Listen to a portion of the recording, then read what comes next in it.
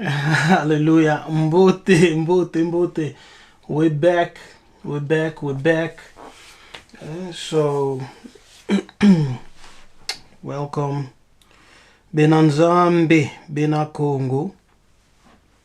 May that Nzambe increase you wherever you are in this world. Eastern, Western Hemisphere. May the spirit of Akongo, Nzambe Ampongo Tulendo, the spirit of the Creator be with you wherever you are. Hallelujah. So, we're talking about Abraham, Kemet, and the promise, right? Abraham, Kemet, and the promise. So invite some people, invite them to join us in this conversation. And, you know, you may or may not agree. It's always good to listen, right? It's always good to listen to others and to learn from each other. Take the good, take the bad, take whatever you find worthy, throw out the rest. You know, that's the attitude we all should have. Of course, everyone is entitled to his opinion also. You know, we cannot have this attitude that everything I say is right and everything, you know, someone else says, when they do not agree with my way of thought, they are wrong. No, that's not the attitude we should have. So mbote, everyone, mbote nunsiemi benanzambe.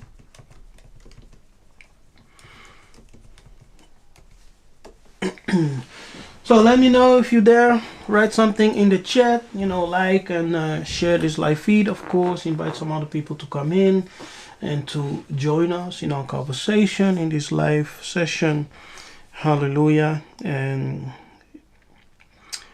my motivation is always to equip, you know, to impart into you wisdom, knowledge, as I receive it from Tata, according to what I understand and what I know and what has been revealed, right? So my journey coming into the awakening it's my experience, it's personal.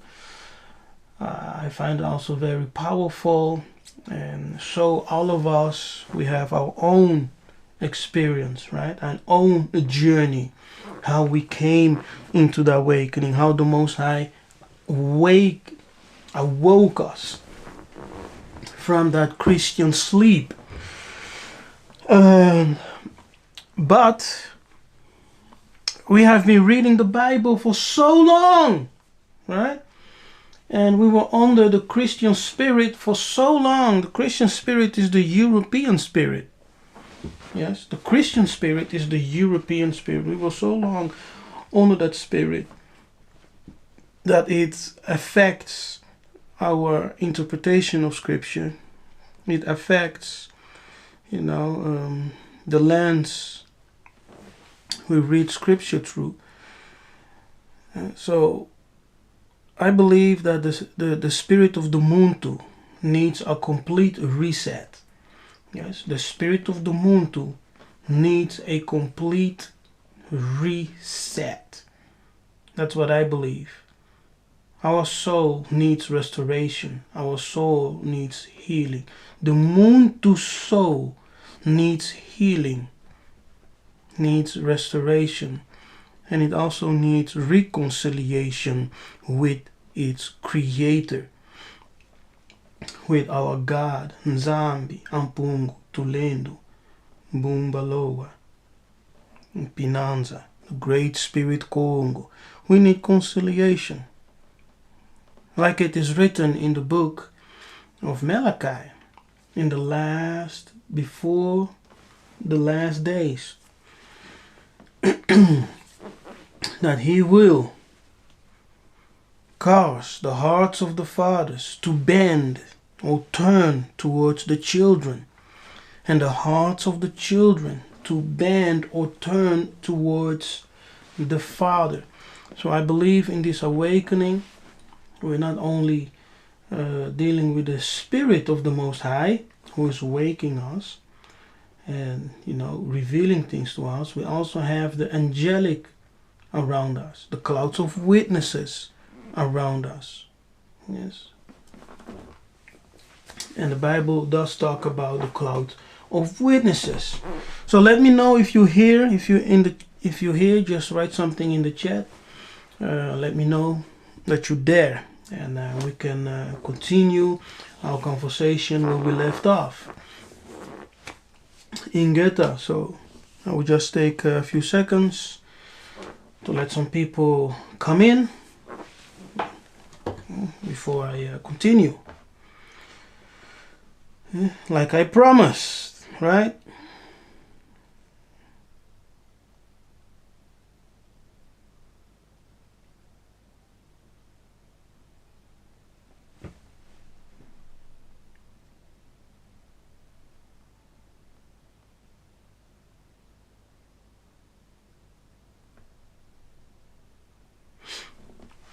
The Most High is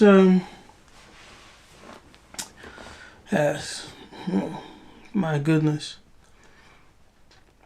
life is something else. Things that happen, and you can find yourself in one place and you're like, I will be here forever, and then something happened which removes you from that place and from that way of life, from that way of thinking, from that way of worship, etc. It's crazy. Okay. Xavier, Mbote.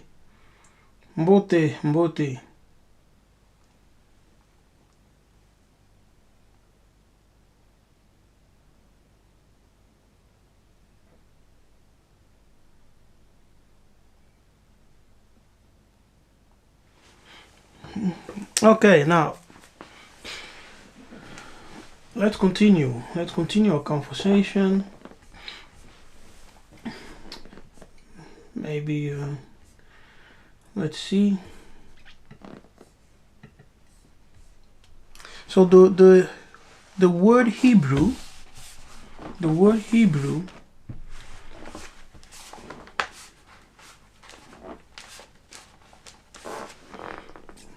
which is derived from Heber, right?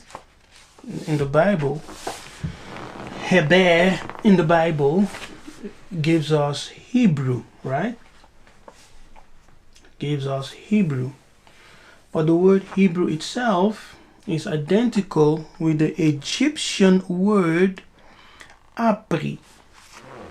Yes, the word Hebrew is identical with the Egyptian Apri. Now, when I say Hebrew, keep in mind that in Hebrew it's Eber. Yes, Eber. In English, Hebrew. But in the Hebrew language, it's Eber or Efri. Yes, Eber or Efri. The B and V are interchangeable, as is the B and P. So you have Eber, Efri, and the Egyptian Apri. Yes, so you have the Hebrew Eber or Efri and the Egyptian Apri. Now, the Hebrew Eber is the Swahili Habari, which means news or to announce. Yeah, so it's a news or announcement.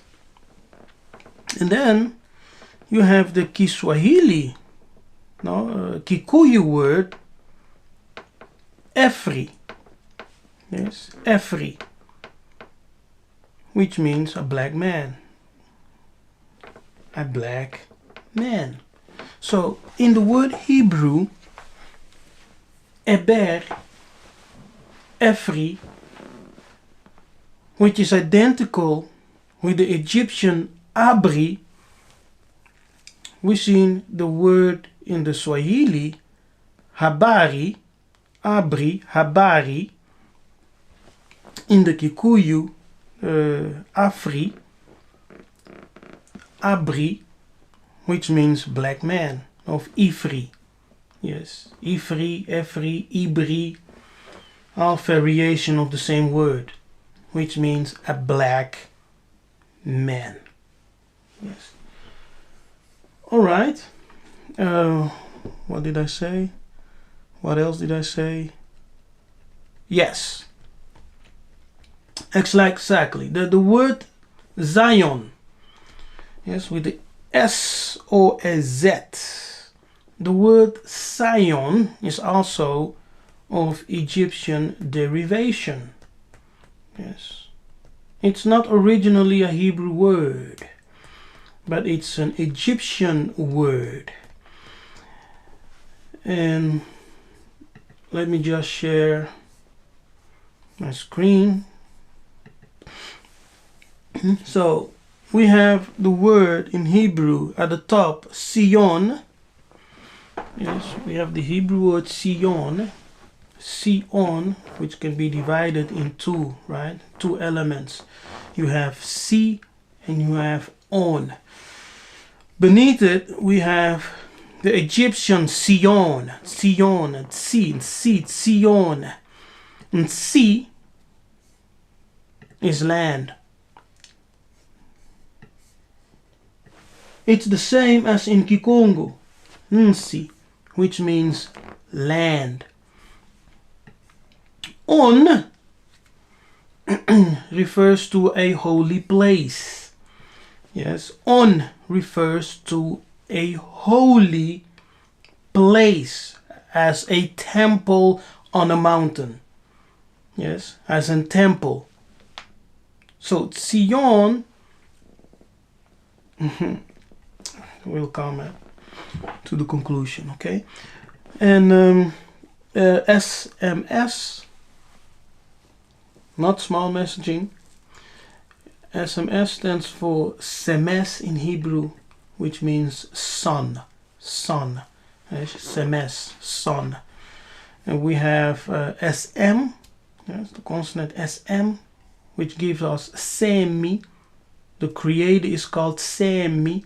Kisemi means to create.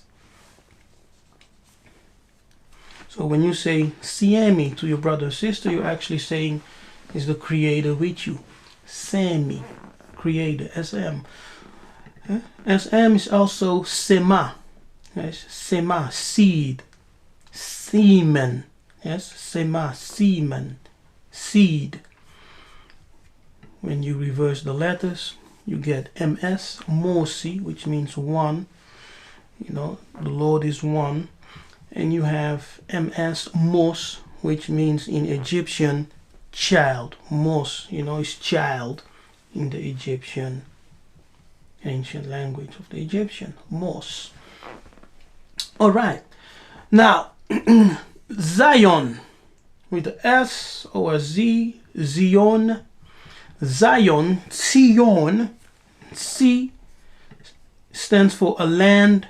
On refers to a temple or a holy place. Yes, a holy place. Thus, the word Sion or Zion, Sion or Zion, means a holy city. A holy city in the desert. A holy city in the desert. That's the definition. Because Nsi, in the Egyptian language means a land in a barren place, like land, barren place, or desert. Yes, a land, barren place, or desert. And sea. So, Sion refers to a holy city of the desert. A holy city of the desert.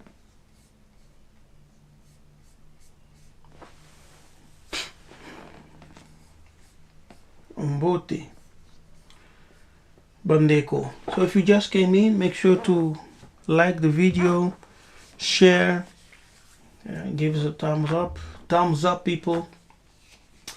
And yes, let's continue, right? So I have my note here, my notebook, Bantu Spirituality. This one is also available on Amazon, so you can go and get you a beautiful notebook for all your Bantu spirituality learnings here in the Awakening. Let's see. Just type in Kefas Yiseka'yah as my YouTube channel, Kefas Yiseka'yah, and you will find this notebook there. You can purchase yourself one. Okay. Now we read Hebrews. No, Amos. Was it Amos? Amos 9. Yes, which said, "Are you not, children of Israel, the same as the children of Cush?" Right? Bena Isolele, are you not as the Bena Cushi? To me, said the Lord. So there is this comparison between Bena Isolele, Bena Cushi. And there has always been this repeating pattern that when Jacob, Isaac, Abraham, when they experienced drought or famine in Canaan, they always went to Egypt, right? When Israel was fighting the wars, there were times that they also trusted in the armies of Egypt. So they exist this brotherly relationship, right? Clearly in the Bible. It is there in the Bible, this brotherly relationship between Israel and Egypt. So, why is it that the biblical theologians in Christianity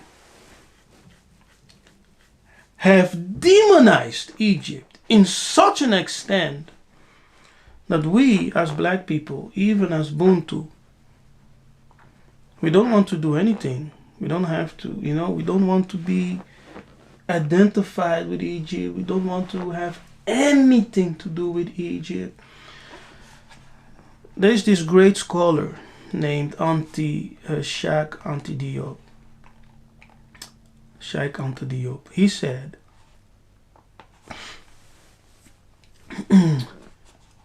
let me see if I have it somewhere. Let me see if I can find it, because I want to quote him exactly. Yes, I have it here. Give me a moment.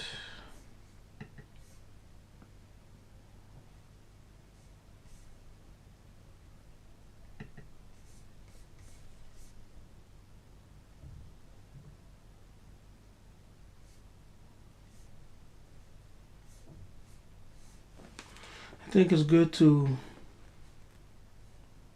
because there are also other things on it that will be good to share. If I can find it.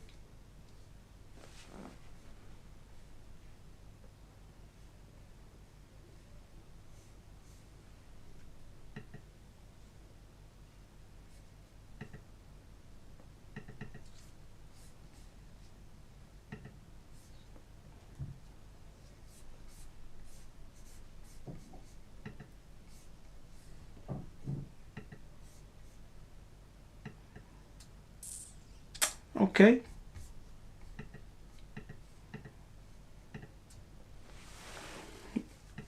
No, that's not it.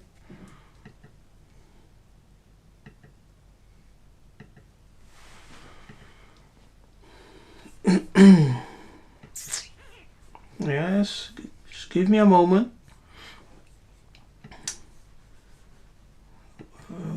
When you have so much documents, right? So you have to go through it to find what you're looking for.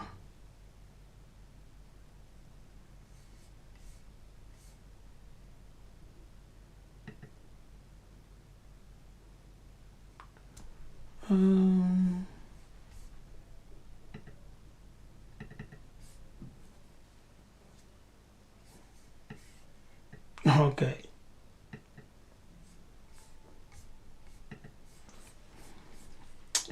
Found it. Yes. Sheikh Anta Diop. He said, the history of Black Africa will remain suspended in air and cannot be written correctly until African historians dare to connect it with the history of Egypt. You see? Even the history of the biblical Hebrews and Israelites is an African history. Do you hear me? It's the same thing. So Sheikh Anta Diop is completely right in his statement. Yes. The history of the Hebrews, the Israelite, is also part of the African history. And it will remain suspended in mid-air. It cannot be written correctly until African historians dare, see? That's a key word, dare, have the courage to connect it with the history of Egypt. And because I myself and some other people dare to connect the history of the Hebrew Israelites of the Bible with ancient Egypt, we are getting hatred. Yes. The history of Egypt and the Israelite is intertwined. Okay? They are intertwined. You cannot separate them from each other. The history, let me say that again, the history of Egypt and the Israelites are intertwined. You cannot separate them from each other. Okay? They married each other's houses.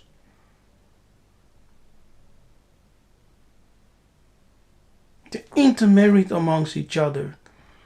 For centuries, they lived in the same territory from the beginning of time, right?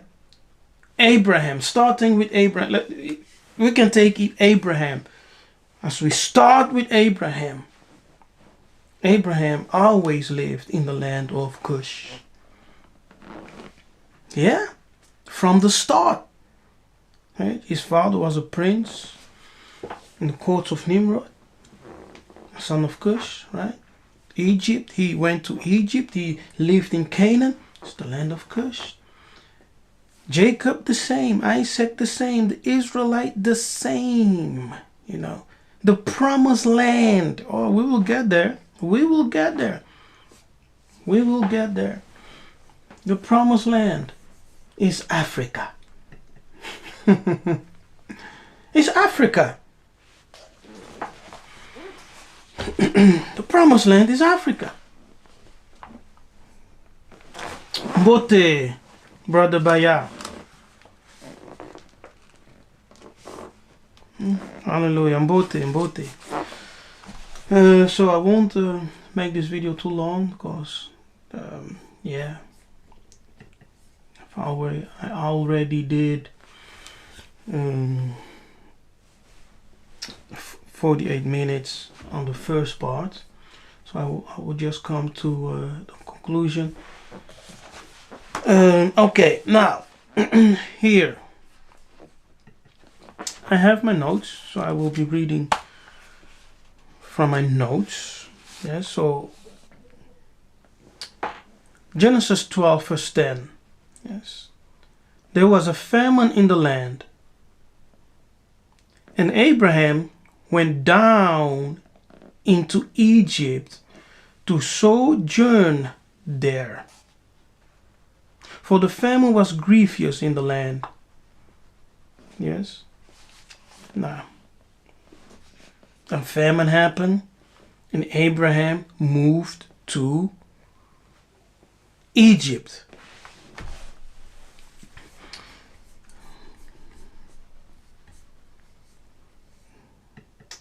Let us go there, Genesis 12, verse 10.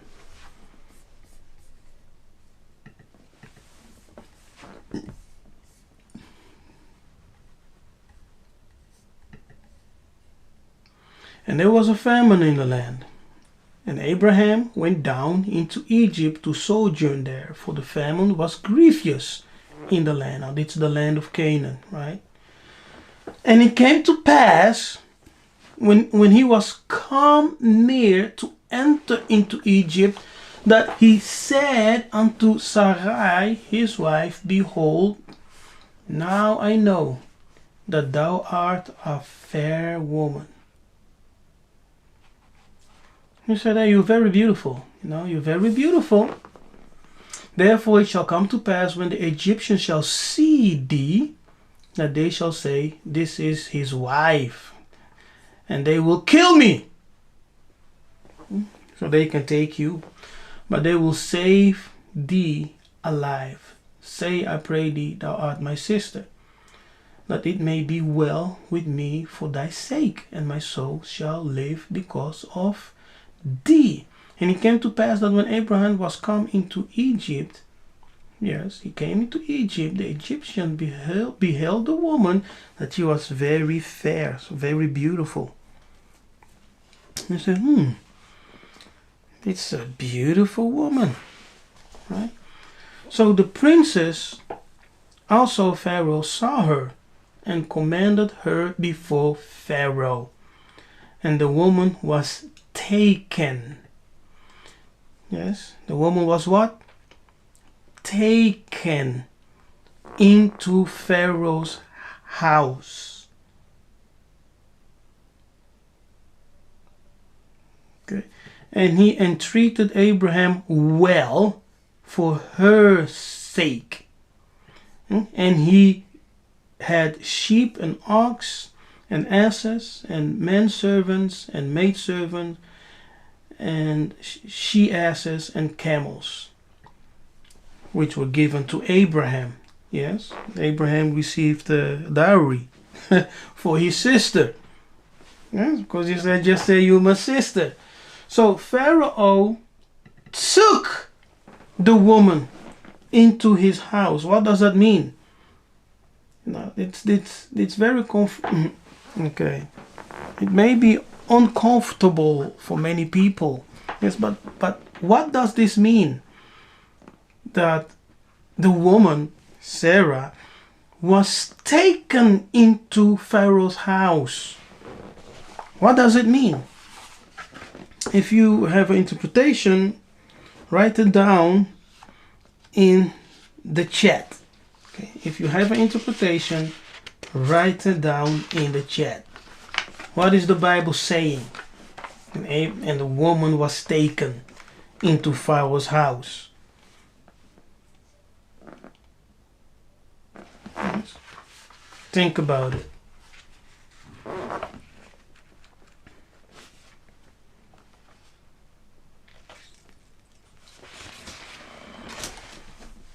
Think on it.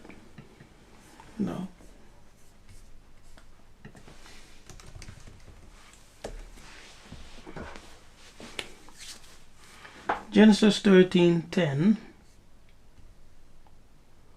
Now when Abraham came out out of Egypt, and he divided the land between himself and his nephew, the land of Canaan. They separated. And Lot lifted up his eyes, and behold, out the plain of Jordan, that it was well watered everywhere before the Lord destroyed Sodom and Gomorrah, even as the garden of the Lord, like the land of Egypt, as thou comest unto Zoar. It's very interesting to note here that this region, yes, let's say the region of Sodom and Gomorrah, it was so prosperous, let me just say so prosperous, so beautiful, that it is compared with the garden of the Lord, like the land of Egypt. Yes, like the land of Egypt. Oh, do you hear? Yes. It said it was compared to the garden of the Lord, which is also called the Garden of Eden. Yes, like the land of Egypt, like the land of Egypt. Remember that in Genesis 2, yes, the first geographic location, which is one of the first, which is named, is Cush. Yes, is Cush. So Cush is the territory of the Garden of Eden, as you see there. All right. Now, let's jump and let's read Genesis 15. Now we jump to Genesis 15.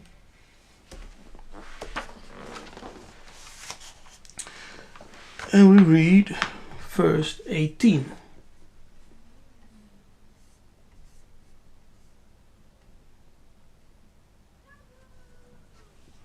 Now here, the angel of the Lord appeared to Abraham and established a covenant with Abraham by cutting animals in half, right? The cutting is called berit in the Hebrew. Berit in the Hebrew. Mbeli is the Kikongo Lingala word. Mbeli. Yeah? Berit means to cut. Mbeli also refers to cutting, yes, with the knife. It's the same thing. So in the same day, the Lord made a covenant with Abraham, saying, unto thy seed have I given this land, from the river of Egypt. Which river is that? What is the river of Egypt alluding to? It's alluding to the Nile River. Yes, it's alluding to the Nile River. So he says, that's my covenant with you, Abraham. See, that's my promise. Covenant is also a promise, right? It's a contract which you cannot break. So it's a promise which cannot be broken. So he said, Abraham, this is my covenant with you. This is my promise. Unto thy seed, yes, have I given this land.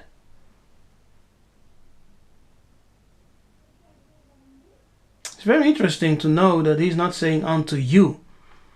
Yes, not saying I will give you this land, but he's saying unto thy seed, unto your children, have I given this land, from the river of Egypt unto the great river, yes, the river Euphrates. Now, So from the river Nile, which is in Egypt, yes, from the Egyptian Nile River, which goes all the way down, it goes all the way down to the southern part of Africa, past Sudan, passed through Kenya, Tanzania. So it goes all the way down. And to the other side, the river Euphrates. According to the promise, God, the Lord here, is saying, I will give it unto you, unto thy seed. Abraham, that's my promise.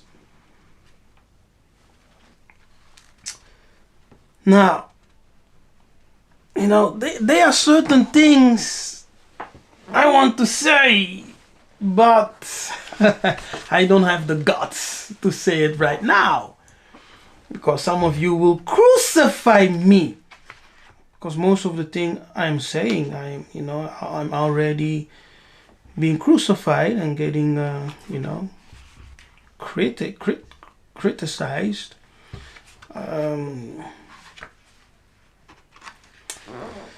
But it's all good, it will not stop me from sharing certain things, but there are certain things that I am hesitant of saying, like what I want to say right now. Oh goodness. These are things that I can only say in my class, because if I say it here, many who don't have the right foundations of what I've been teaching, not only on YouTube but also in my class, BSI, will misunderstand. Yes, they will misunderstand. So I will just keep it for myself and for my students, those who are with me in BSI. But yes, I want to say a lot of things, but I do realize the things that I have said already in the previous part are already too deep, and too controversial for many to even understand what I'm trying to say. Yes, so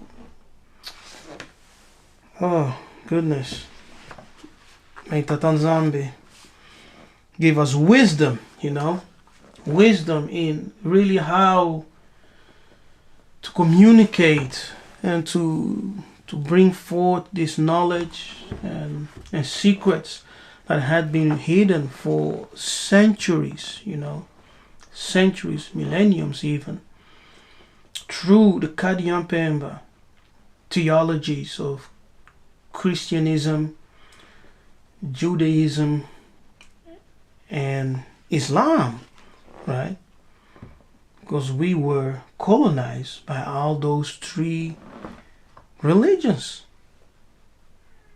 They all had a part to play in the demise of the black man, and in the enslavement of the black man. And they're also the ones upholding, that narrative that blacks are cursed and we are no gooders, whatever. But anyway, you see, this region, which is described from the Nile River up to the Euphrates River, was actually the territory of Pharaoh Thutmose III. Yes, Thutmose III was a conquering pharaoh. He was a conquering king. And the kingdom of Egypt extended all the way up to the river Euphrates. Now my question now is, why and how is it that in this promise the Lord is making a covenant with Abraham and telling him, unto your seed have I given this land, right? This land, talking about the territory of the kingdom of Egypt. Basically. Yeah? So he said from the river of the Nile, Egypt, right? Because the Nile River represents Egypt, all the way up to the Euphrates River, will I give to thy seed as a possession, as a heritage. Now, that complete territory was under the government of the king of Egypt. And historically, it was the very extent of the kingdom of Pharaoh Thutmose III. Yeah. So, to me, it's like, hey, this book, this book, like I said in previous video, that the Bible is a stolen, plagiarized African Bantu stories and history. Yes, the Bible, let me say that again, the Bible is a stolen, plagiarized African Bantu stories and histories.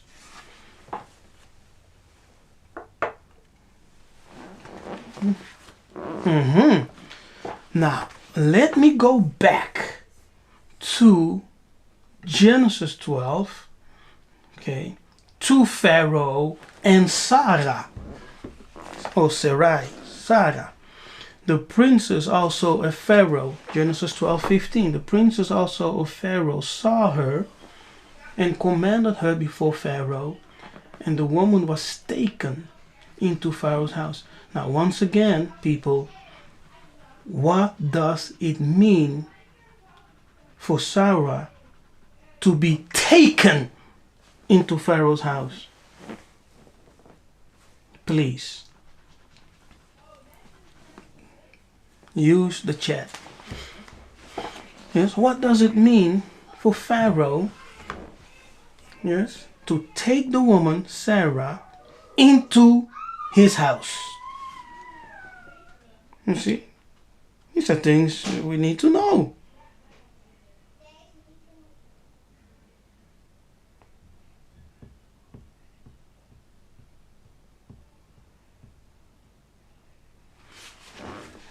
I wait. I have a few seconds.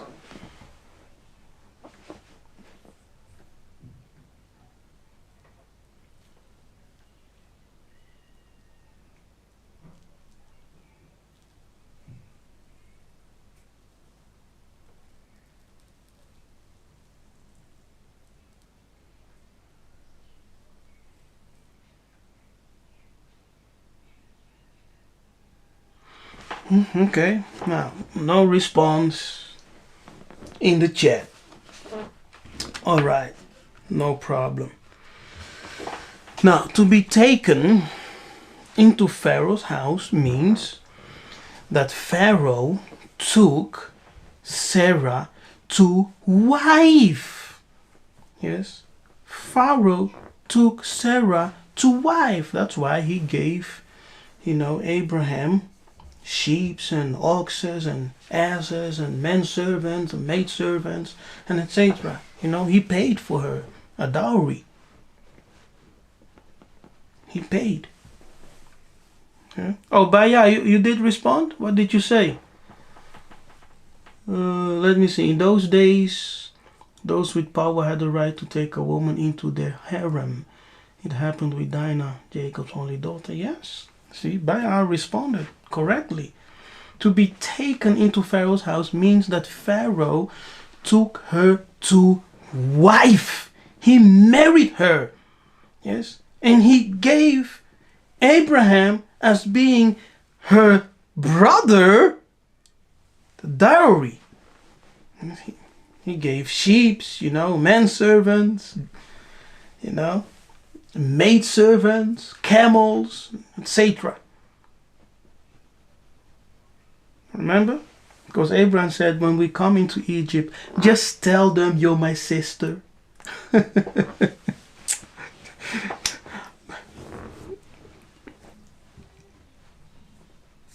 You know, I doubt this story, you know. You know why?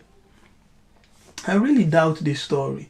Because Abraham is supposed to be this godly man, you know, a warrior.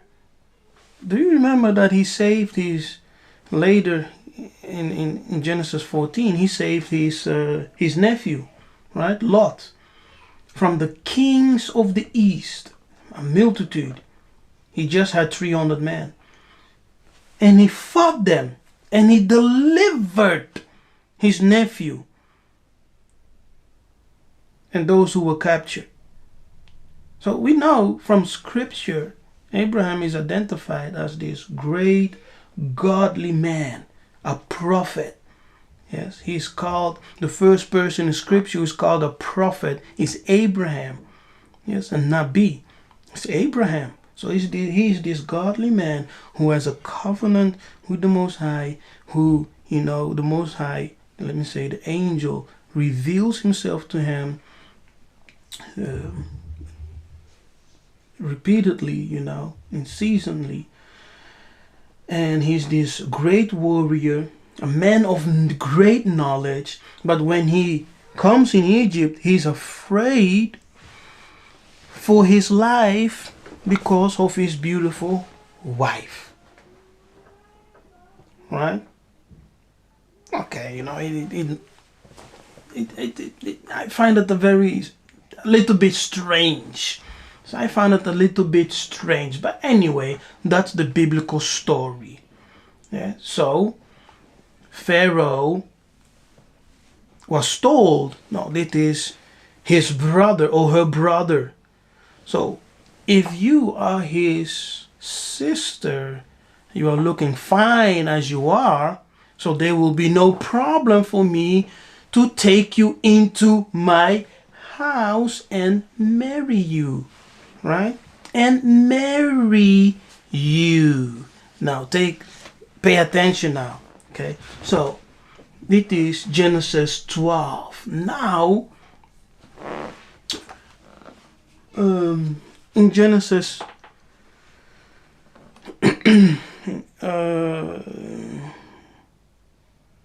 now in Genesis 15, they have come out of Egypt.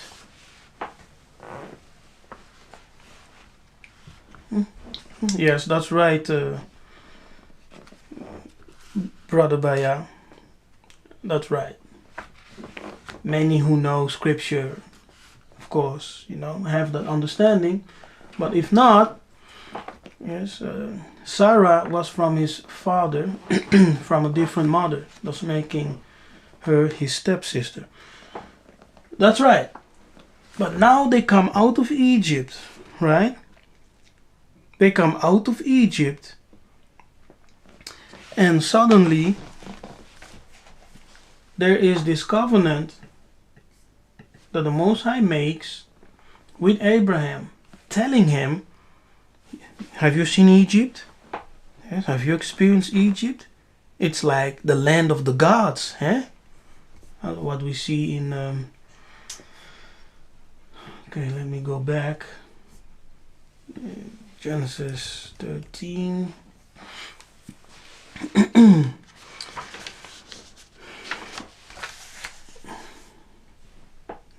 Verse 10, right? Even as the garden of the Lord. Right here. Like the land of Egypt. So the land of Egypt was compared to the garden of the Lord. We know that is the Garden of Eden. And so now in Genesis 15, the Lord made this covenant with Abraham, saying, unto thy seed have I given this land from the river of Egypt. What's the river of Egypt? That is the Nile, right? Up to the river, which is the Euphrates. This, historically, was the very extent of the kingdom of Pharaoh. Thutmose III was a conquering king. Thutmose III was a conquering king. And he extended the Egyptian kingdom from the river of the Nile up to the Euphrates. Yeah? Now, some will say the Euphrates is in the west. Some will say the Euphrates is in the west. It doesn't matter, because it's still the same location. Yes, it's still dealing with the same location of the influence of the Egyptians' kingdom. Now, rivers. Now, okay, let me leave it by that. Okay, so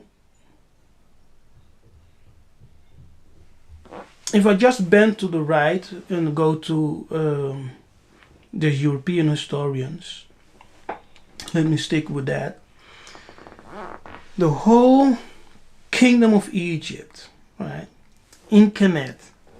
We know Egypt is in North Africa, right, Northeast Africa. That kingdom extended all the way up into the territory, geographic location, which they are calling now Middle East. So the kingdom of Egypt extended from North Africa, Northeast Africa, all the way to the Euphrates River, which is the territory also known as Mesopotamia. Yeah? Mesopotamia. So all that was Africa. See, all that was also Africa, the land of the blacks. It was populated by black people, you know, Elamites and people like that. Well, were living in those territories, and the Elamites were also black people. Yes, so there were many blacks living in that territory. So I find it very cryptic, you know, to read this in the Bible in light with the history that says that the Egyptian pharaohs, especially Thutmose III, who was a conquering king, that they extended the kingdom of the Egyptian from the Nile up to the Euphrates River. And then what we're reading here is exactly that. So how is it? How can we understand this scripture? Yes? How can we understand this scripture?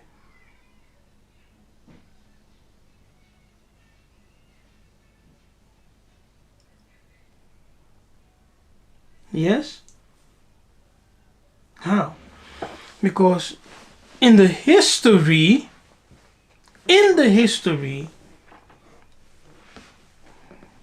the biblical Israelites have never had this huge terrain, yes, starting from the Nile River, so from the heart of Egypt all the way up to the Euphrates River. It never existed, right? So it's a mystery there. There's a hidden thing there. Okay, now I'm done with this video. I know it wasn't really a teaching. It's more like, you know, me just sharing my thoughts. Yes, just me sharing my thoughts and get you all to think, and so we can go back and forth with one another. Yeah, that's it. I think I'm done. May Tatanzamba bless you all. May He keep you. May He give you strength, wisdom. May He elevate you above. That you may be the head and not the tail. Kembo Nanzambi Ampungutulendo. Glory to the Most High. Excuse me. And may Congo reign. And remember, we are the people. We are the people of the book. We are the ancient, chosen, Benanzambi, Benakongo. I am Nabi Kefas. Bless you and see you next time. Ingeta.